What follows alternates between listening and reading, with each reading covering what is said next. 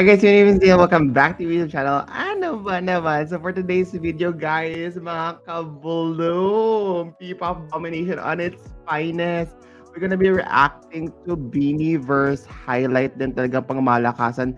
Yun naman ang Z Takeover. We are supportive sa mga P-pop. Ang kalikin ng sariling atin. We'll be speaking a little bit in English into this content for the international viewers of Beanie now. So without further ado, i-screenplay na natin yan. Oh, I'm so excited din talaga with the Beanie Girls natin. Talagang pangmalakasan screenplay. Ayan na. Nakaka-proud lang talaga din kasi ang Beanie, oy.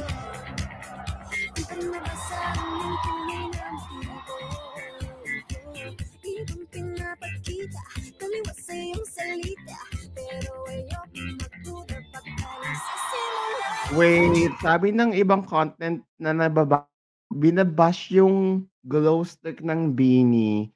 Guys, I remember prototype pa lang yun, no? Yung nilabas nila. The one that they have, it's still under development for the major concert.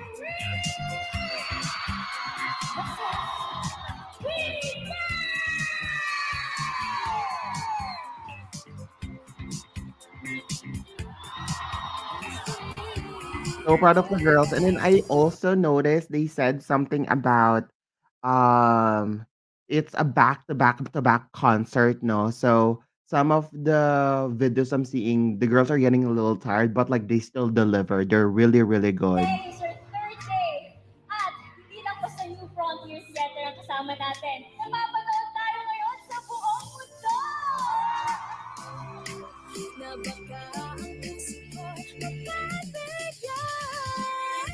Ay, water talent. Ganda!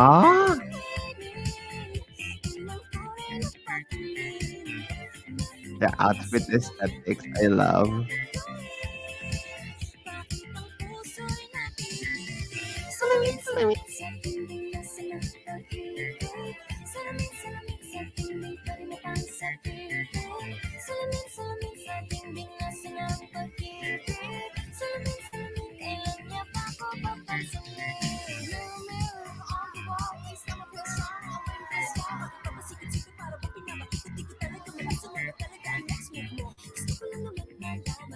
Jeremy G. Ayoko!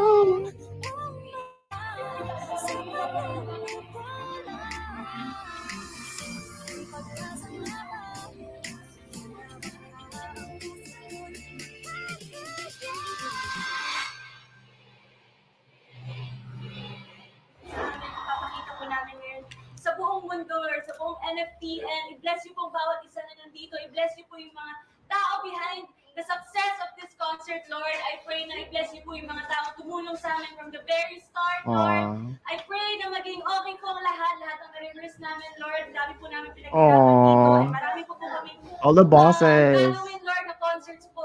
I-bless you po yung concert na to. I pray for a successful concert, Lord. Nakakaya kasi 'di ba, when they lost the franchise for ABS-CBN, for those people that doesn't know and the international viewers, the franchise where the company of Beanie, ABS-CBN, they lost their franchise. So they did so much just to make sure the girls are being taken care of. Grabe, it's just seeing the bosses being so happy and being so supportive, iba. 'Di ba, nakakaiyak kasi they are the frontliners of ABS-CBN right now. So having the trust of the network, it's a lot of responsibility.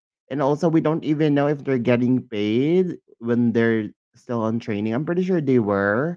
Pero iba yung narating na ng Beanie in terms of this. And I think that's why the girls are being so emotional then kasi 'di ba all of the idols naman they really wanted to be debut to get their debut to be on a bigger platform, and then all the dreams are coming through now for Vini. It's so good.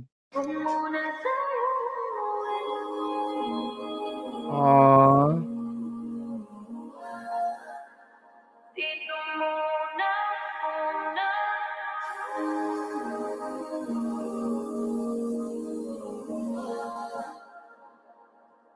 Tini Bloom hanggang dulo. Oh, oh.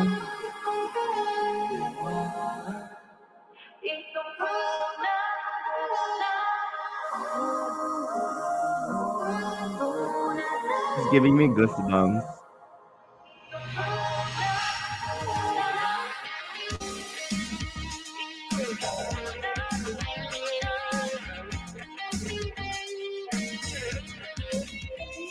For being the first Filipino girl group to hold three outstanding songs.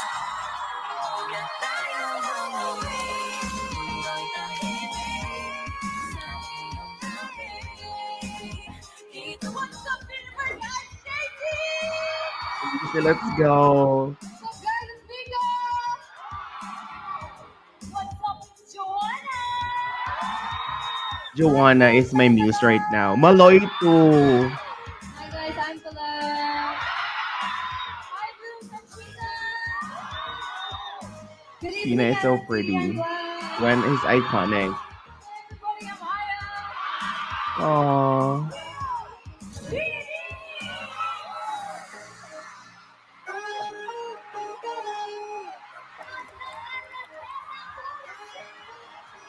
October 4. Ang galing. They're gonna get their center stage na.